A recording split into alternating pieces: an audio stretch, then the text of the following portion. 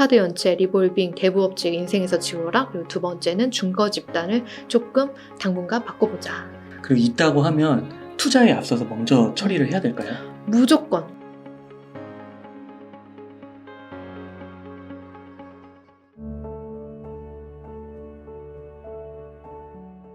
그러면요, 주주님, 이제 네. 국내에서 2차전지를 좀 이렇게 언급해 주셨는데, 네. 혹시 2차전지 외에 국내외를 통틀어서 네. 좋게 보시는 또 주식이 좀 더 네. 있으실까요? 저는 이제 애플 주식이 좀 마음이 편해서 이 제 포트폴리오에서 굉장히 큰 비중을 차지를 하고 있고 여전히 한 40% 정도 그렇게 좀 비중을 가져가고 있습니다. 그래서 이 작년에 미국 주식이 막 폭락했을 당시에도 그나마 비교적 굳건하게 좀 자리를 지켰는데 폭락장에 그런 얘기가 있었어요. 애플 주식이 폭락해야지 진짜 폭락장이다. 그때가 진짜 폭락장의 끝물일 거다. 이런 말씀을 막 여기저기서 좀 하시는 분들이 계셨는데 일리가 있는 것 같아요. 진짜 그렇더라고요. 애플이 진짜 폭락하고 나니까 그 폭락장이 좀 잦아들더라고요. 그래서 진짜 폭락했을 때는 좀 진짜 마음이 그러네. 힘들기는 했는데 애플 안 떨어지다가 마지막에 네. 정말 끝까지 또 떨어졌었잖아요. 그래서 애플이 폭락했을 때가 진짜 폭락장의 끝물이라는 거를 좀 보여줬는데 그래도 실제로 그렇고 엄청난 하락이 있었지만 또 빠르게 원상복귀 해가지고 지금은 또 전고점을 향해서 달려가고 있습니다. 전고점이 한 180 몇 불 정도였거든요. 그걸 또 향해서 열심히 가고 있어요. 이게 최근에 애플에 대해서 그렇게 생각하시는 분들이 있더라고요. 너무 이제 시장도 포화 상태고 그리고 앞으로 저게 더 뭔가 스티브 잡스처럼 혁신을 거듭하던 회사인데 지금은 딱히 혁신도 없고 이런 회사 5년 후에 뭐 별 볼 일 있겠어? 이렇게 생각하시는 분들이 많은데 애플이 지금 시장을 많이 좀 확장을 하고 있어요. 지금 현재는 인도 쪽으로 확장을 하고 있거든요. 그 인도라는 나라 뿐만 아니라 우리 지구의 적도 부근에 있는 그런 나라들의 인구는 계속해서 급격하게 상승을 하고 있고요. 그들의 그 소득 수준도 점점 올라가고 있습니다. 그러니까 지금 뭐 중국이라든지 여기 뭐 미국이라든지 이런 데는 인구가 뭐 줄어들고 있다 그런 얘기도 하잖아요. 인구가 줄어들고 있으니까 우리 소비재들도 회사도 안 좋아질 거다. 그게 아니라 지금 인구가 늘어나고 있는 이 적도지방 인도 뭐 이런 쪽을 공략을 해가지고 또 치고 들어가는 게 이 애플이라는 필수 소비재 기업인 거잖아요. 그래서 그런 걸 봤을 때 앞으로 5년 후에도 우리가 우려하는 그런 일은 일어나지 않지 않을까라는 생각이 들어요. 계속 이제 자신이 잘하는 분야에 그 시장을 확장을 해 나가고 있고 돈을 점점 더 많이 벌고 있어서 저는 조금 믿음 가는 그런 투자처라고 생각을 해요. 그래서 저는 과거에 애플 주가에 대해서 적정 주가에 대해서 분석을 한 적이 있거든요.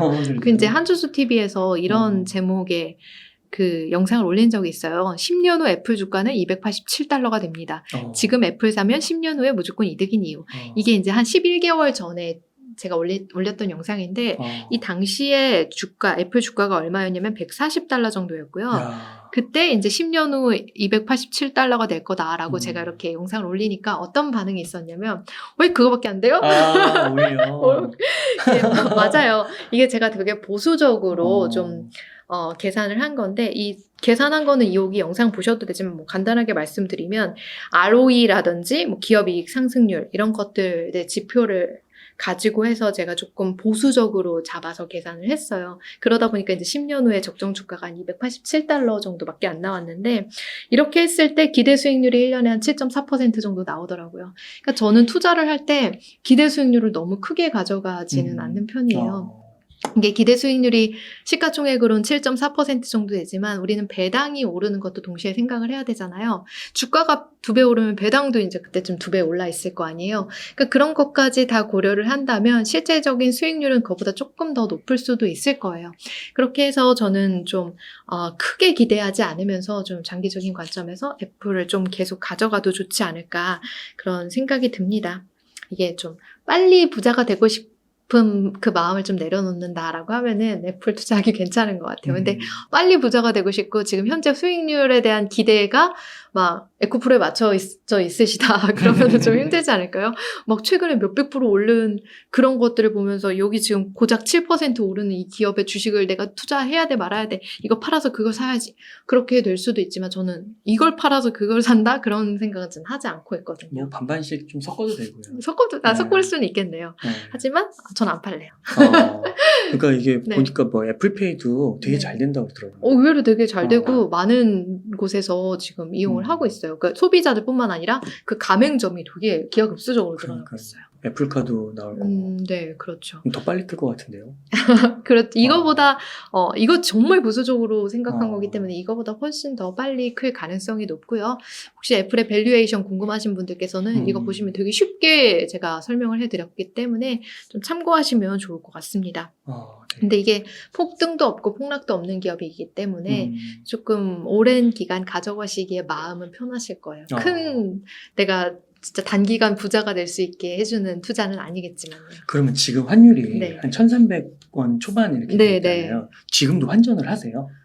지금이요. 지금 이제 제가 미국 주식을 가장 최근에 샀던 게 올해 1월이거든요. 그러니까 그때도 그 이후로 1200 환전을 그때 그죠 1,300원 정도였거든요. 그때 이후로 환전을 안 하고는 있는데 그리고 저는 당분간 올해 딱히 주식을 살 생각이 아직 없어요. 일단 돈도 없고 이미 다 샀어요. 지금 연초에 다 샀어요. 많이 네. 사셨다고 했어요. 연초에 그거 제가 뭐 샀다 그랬냐? 그때 QQQ 샀다고 말씀드렸죠. 나스닥 100 지수 추종하는 펀드 샀다고 했고요. 그리고 SPY, 그 S&P 500, SPY인가 VOO인가? VOO 샀구나. S&P 500 그 지수 추종하는 ETF 샀고요. 채권 샀고요. 그리고 거기다가 그 이후에 또 뭐 2월 초반이었나? 그때 뭐 에코프로랑 뭐 2차 전지주 관련 그런 샀고요. 그렇게 하다 보니까 이제는 들어오는 현금은 계속 좀 모을 생각으로 가고 있습니다. 그리고 그때 저는 연초에 주식을 사겠다라는 생각을 계속 하고 있었기 때문에 근데 그 시점이 지나니까 또 제가 좋아하는 주식들이 주가가 너무 많이 올라서 그냥 지금은 당분간은 좀 현금을 모아놔도 괜찮겠다 그런 생각이 들어요. 환차손 같은 것도 네. 많이 생각하세요? 환율? 환율은 제가 1,300원이 넘어가는 때 아니면 그다지 신경을 쓰지 않아요. 네, 근데 막 1,300원을 넘어서 1,400원 가고 있다 그러면은 저는 그때 투자 안 하는 것 같아요. 네. 그러니까 아무래도 완전히 그걸 생각하지 않을 수는 없겠더라고요. 네, 좋습니다. 네. 그래서 애플 소개시켜주셨고요. 네. 그 다음에 한 가지 좀 더 여쭙고 싶은 게 예전에 지금도 혹시 하시고 있는지 모르겠는데 책에 보니까 비트코인 투자 얘기가 나와서 그래서 비트코인이 지금 왔다 갔다 횡보를 하고 있는 것 같은데 연초 대비해서는 뭐 70%. 그렇죠. 거의 지금 현재 3,000 얼마인가요? 지금 3,700만 원. 그쵸, 4,000 좀 안 되는 거 같고. 그렇죠. 3,700만 원 좀 넘었었어요. 제가 며칠 전에 봤을 때. 그래서 이 비트코인은 좀 어떻게 보시는지 한번 요즘에 좀 관심 갖고 있는 분들도 있는 것 같고 저희 채널에 비트코인 컨텐츠를 올리면 조회수가 그래도 한 3만 이상 나오는 것 같아요. 오, 되게 뭐랄까 효자네요. 효자 정보. 조회수 효자 정보. 그래서 의외로 관심이 되게 많으시다. 비트코인이 또 괜찮은 자산이죠. 네. 근데 제가 예전에 비트코인을 투자했을 때 근데 2다리 뻗고 못 잤어요. 너무 힘들어가지고. 이게 왜냐면 내가 어느 정도 믿음이 있는데 아주 막 확실한 믿음은 없는 거예요. 실체가 아주 있진 않잖아요. 이 자산이. 그러다 보니까 여기에 대해서 믿음은 있지만 아주 확고한 믿음이 없으니까 내 마음이 너무 불편해서 하락장에 견디기가 너무 힘들더라고요. 그럼에도 이 비트코인을 제가 좋게 보는 거는 아무래도 정말 오랜 시간 살아남은 자산이고 오랜 시간 그 암호학자들의 이런 눈총을 피해가면서 어떻게 그 경제에 오른 자산이고요. 또 이게 조금 있으면 반감기 있잖아요. 수량이 한정돼 있다라고 하는 측면에서 조금만 수요가 붙으면은 또 이렇게 확 폭등할 수 있는 여지가 있는 자산이거든요. 이런 측면들에서 봤을 때 비트코인이 좀 보유하기 괜찮은 자산일 거다라고 하는 저도 믿음이 있습니다. 근데 이 정도의 믿음이에요. 고작 이 정도의 믿음이기 때문에 너무 큰 돈을 하면 너무 힘들어요. 네, 그래서 저는 딱 1비트코인만 하고 있습니다. 1비트코인 정도면 내가 좀 심적으로 전혀 흔들리지 않고 지금 뭐 내가 이거 비트코인 가격 확인 안 해도 두 발 뻗고 잘 수 있는. 1비트 갖고 계세요? 1비트 가지고 있죠. 그러시구나. 네, 근데 만약에 내가 비트코인이, 그러니까 저희 부부, 저만 가지고 있는 거, 저희 부부가 이제 1비트코인을 가지고 있는 거예요. 근데 만약에 내가 옛날처럼 비트코인을 14개를 가지고 있다. 제가 옛날에 14개 가지고 있었잖아요. 14개 아니에요. 14.65 이렇게 가지고 있어서 잠 못 자요. 그때 그거 얼마 하셨어요? 그 당시에 그 14.65 막 해가지고 1억 1억 4천? 1억 5천? 하나당 1,000만 원씩? 네. 그 정도 가지고 있었어요. 그렇게 사셨어요? 네. 와. 평단이 얼마였더라? 1,000만 원 미만이었어요. 한 800, 900 이 정도에 샀었어요. 진짜요? 예. 그러니까 그거 가지고 있으면은 그때 왜냐면은 그 당시 제가 전 재산이 뭐 3억인데 거기서 1억 4천이었으니까 그 돈은 직장인한테 되게 큰 돈이었거든요. 지금 1억 4천이랑 그때 1억 4천은 저한테는 완전히 다른 돈이에요. 그러니까 너무 큰 거죠. 그래서 힘들고 진짜 막 새벽까지 잠 못 자고 그러면서 회사 출근하고 그때 힘들었던 기억이 있기 때문에 그걸 이제 퇴사할 때는 다 정리를 하고 애플로 이제 애플을 더 쌓은 거죠, 그 당시에. 정말 그 당시에 그러고 나서 폭등해서 너무 슬펐지만 제가 팔면 폭등하더라고요. 폭등해서 슬펐지만 그래도 저는 잘한 선택이었다고 생각합니다. 그래도 뭐 1비트면은 나중에 뭐 더 잘 되면은 막 긍정적으로 보시는 분들은 되게 높게 보시잖아요. 얼마까지 갈 것 같으세요? 그 반감기 이후 한 1, 2년? 그래도 많이 말씀하시는 건 1억 이상은 보시더라고요, 최소. 저도 그거는 합리적으로 생각해 볼 수 있는 수준인 것 같아요. 네. 네. 근데 하락할 때 너무 힘들어요. 그 과정이 고통스럽습니다. 그러네요. 네. 그러면은 그 주주님께서 만약 지금 시점에서 1억 정도 현금이 있다면 어떻게 투자를 하시겠나요? 네.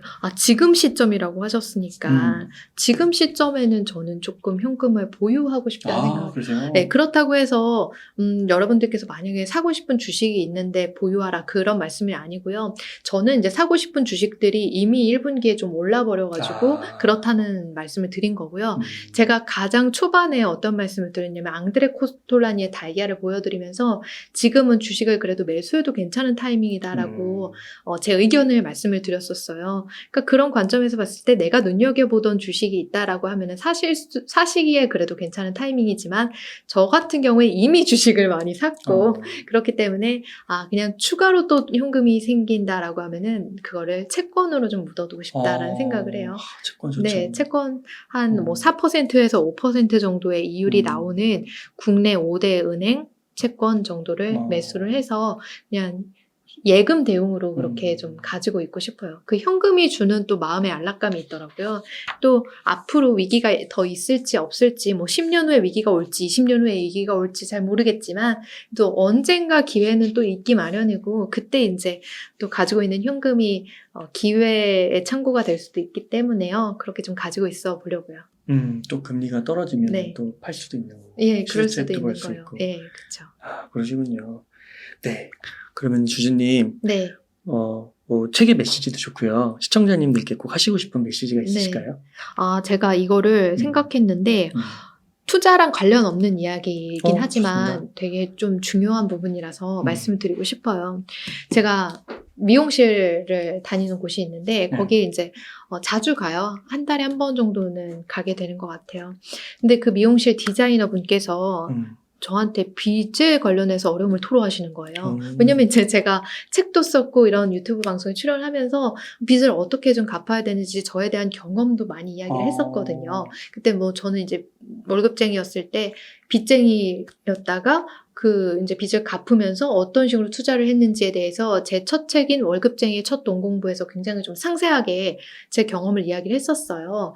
웅덕이 책방에 나와서 이야기한 적도 있고 그런 것들을 이분이 다 찾아보고서 저한테 고민을 토로하셨는데 이분이 어떻게 지금 하고 계셨냐면 카드 리볼빙을 쓰시고 대부업체를 이용을 하시고 또 카드 현금 서비스를 받으시고 또 뭐 이런저런 걸 너무 많이 하신 거예요. 그 이자 엄청 많잖아요. 이자가 어마어마하더라고요. 그 리볼빙은 사람을 정말 노예로 빚의 노예로 만드는 거라는 거를 이번에 다시 한번 좀 생각을 해보게 됐어요. 원래부터 리볼빙은 나쁘다라는 정도로만 생각을 하고 있었고 이거는 절대 손대선 안 될 거다라고 하는 거는 제가 알고는 있었지만 이분한테 그 현실을 듣고 보니까 정말 무섭더라고요.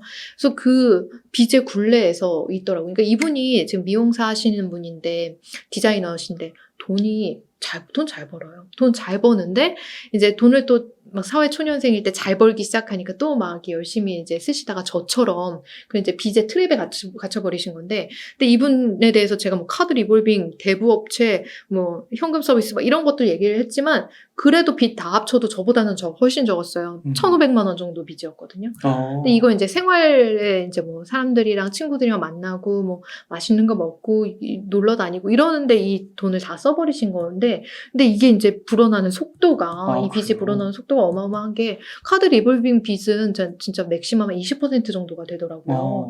그것도 내가 100만 원을 카드를 쓰고 나서 이걸 리볼빙을 뭐 20% 정도 리볼빙을 한다라고 했을 때 100만 원에 20만 원만 이번 달에 결제가 되고 나머지 80만 원은 다음 달에 내가 결제를 할 수 있게 2월이 되고, 또 80만 원에 20% 남기고 64만 원이 다음 달로 2월이 되고, 이런 식으로 계속 2월이 되는데, 2월이 되면은 돈이 2월이 된 데다 또 이자가 붙고 또 이자가 붙고, 그러니까 이자가 복리로 생기는 거잖아요.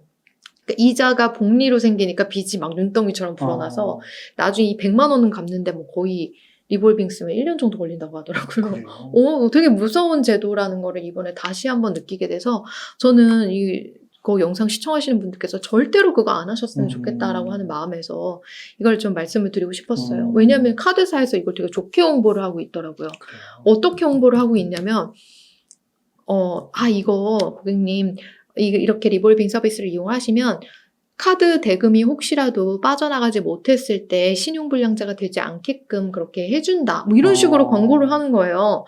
아니 근데 일단 카드 연체는 있어서는 안 되는 일이잖아요. 근데 그 카드 연체를 가정을 하고 리볼빙 서비스를 얹어가지고 그렇게 한다? 이게 왜 그렇게 광고를 하냐면, 리볼빙이 거의 뭐 이자율이 제가 20% 가까이도 될 수 있다고 말씀드렸잖아요. 이 카드사에 엄청난 이율이 20%예요? 이 맥시멈. 와, 뭐 어마어마하네요. 그러니까 어마어마하죠. 네. 그러니까 진짜 이거는 카드사의 거의 수익 상품인 거예요. 엄청난 수익 그랬네요. 상품이니까 이거를 좋게 포장해서 팔려고 이렇게 막 광고를 하시는데, 그러니까 거기에 이제 희생양이 되는 사회초년생 분들이 너무 많으시다라는 거를 알게 됐어요. 왜냐면 이 디자이너 분께서, 미용 디자이너 분께서 자기 친구들이 다 똑같은 지금 상황이에요. 친구들이 지금 다, 야, 내가 이런 일이 있었어. 야, 너도? 약간 이런 느낌인 거예요.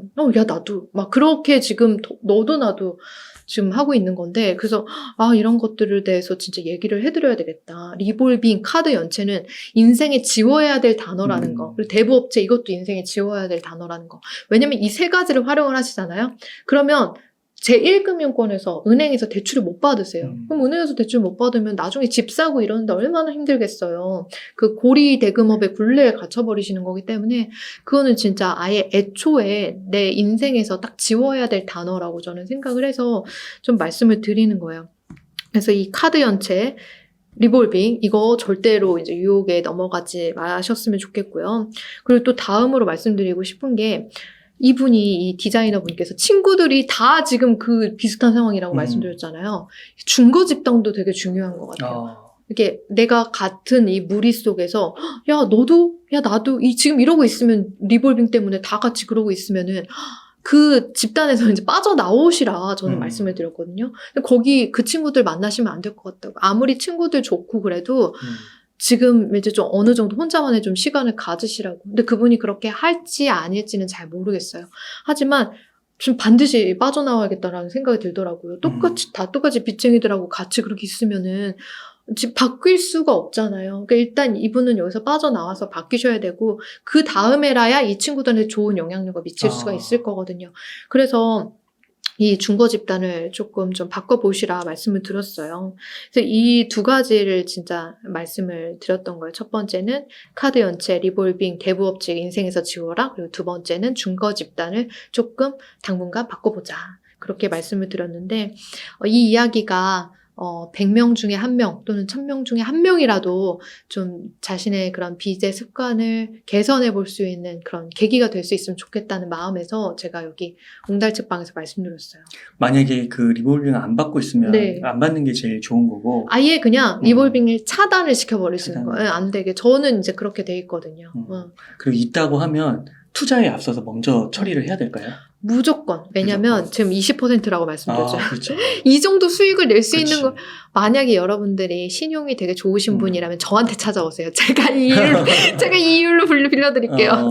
이거 신용이 좋으신 분에 한해서. 네. 야, 그렇구나. 그 월급쟁이의 첫 돈 공부에서도 그 말씀해 주셨잖아요. 책에서 이제 직장 생활 하시면서 소비를 좀 많이 하셔서 빚이 좀 있으셨잖아요. 네네. 그때 리볼빙을 받으신 건 아니에요? 네, 저는 그때 사회초년생인데 이런 사람이 있었어요. 그러니까 사회초년생이 딱 내가 됐을 때 이거는 절대 하면 안 돼라고 했던 게 뭐였냐면 보험 리볼빙. 그건 있으셨어요? 네, 그거를 누군가 저한테 3가지 보험, 리볼빙, 제2금융권. 이 3가지가 그 당시 2010년도에도 되게 문제가 됐던 거거든요. 그래서 그 3개를 절대 하면 안 된다고 저 같은 사람이 어디 방송에 나와서 막 이야기를 했어요. 그래서 내가 저건 하면 안 되겠구나. 그럼 나는 제1금융권에서 대출을 받아야지 라고 하면서 마이너스 통장을 만들어서 연이율 7%로 물론 그것도 안 좋은 거라는 걸 이제 나중에 깨달았지만 그래도 그렇게 얘기해 준 사람이 있었다는 거죠. 그래서 저도 지금 이제 누군가한테 그런 얘기를 해줘야겠다라는 생각이 들어서 이렇게 좀 강조해서 얘기해드리고 싶었어요. 그러면은 말씀해 주신 김에 한 번 더 이거 월급쟁이 첫 돈 공부 관련해서 질문 하나만 드리면 네. 그때 제가 인터뷰했을 때 3천만 원이셨죠? 예. 마이너스 통장 3천만 원이었죠. 예. 그거 어떻게 갚으신 거죠? 그거 저는 진짜 미친 듯이 그냥 갚았죠. 벌어서 갚았죠. 야근하고. 예, 야근하고 벌고 그리고 월급 들어온 거 아껴서 쓰면서 예, 최소한만 쓰면서 그렇게 모든 돈을 그냥 다 갚아서 그 갚는데 시간이 별로 안 걸렸어요. 예. 그렇게 빨리 갚았어요. 주말 특급 나가셔버렸어요. 그렇죠. 그러니까 이 빚이 있으시면 이 카드 빚은 더 크잖아요. 20% 맥시멈 20%까지 나온다고 말씀드렸기 때문에 무조건 이거는 진짜 빨리 갚으셔야 되는 돈인 거예요. 그래서 어떤 뭐 투자할 생각하지만 이런 상황에 투자하시는 분들도 계시는데 절대 투자하지 마시고 무조건 빚부터 다 청산을 하신 다음에 하시면 좋겠어요. 그리고 이런 거 쓰시는 분들 보면은 빚이 그렇게 많지도 않아요. 1,500만 원에서 3천만 원. 그러니까 제 사회초년생이었을 때 그 정도 수준의 빚을 가지고 근데 그게 이제 복리로 빚이 불어난다고 했잖아요. 아인슈타인이 어떤 얘기를 했냐면 복리야말로 우주에서 가장 강력한 힘이다. 그런 말씀을 중력보다도 강한 가장 강력한 힘이다. 그만큼 이 불어나는 속도가 무섭기 때문에 2,500만 원이 1억 5천 금방 됩니다. 네, 조심하셔야 됩니다. 네. 그렇게 하셨었는데 그 빚을 그때 1년인가 2년 차까지 다 정리하시고 그렇죠. 그다음에 주식 투자하셔가지고 그때 책에서는 5억이었나 6억까지 이렇게 모으셨잖아요. 그렇죠. 그렇게 되실 수 있는 거죠. 예, 그래서 지금 되게 좀 힘든 상황에 처해 있다 하더라도 지금 말씀해주신 주주님 이야기와 그리고 경험담 잘 생각해 보셔가지고 실천하시면 또 뭐 하루아침에 뭐 되는 건 아니겠지만 그래도 근시일 내에 해결할 수 있다 생각을 가지시면 그렇죠. 네, 근시일 내에 해결할 수 있다 누구나. 이렇게 해서 유튜브 채널 한주주TV의 한주주 작가님을 모시고 이야기를 나눠봤습니다. 긴 시간 동안 유익한 인사이트 많이 나눠주셔서 감사의 말씀드립니다. 오늘 고생 많으셨습니다. 감사합니다.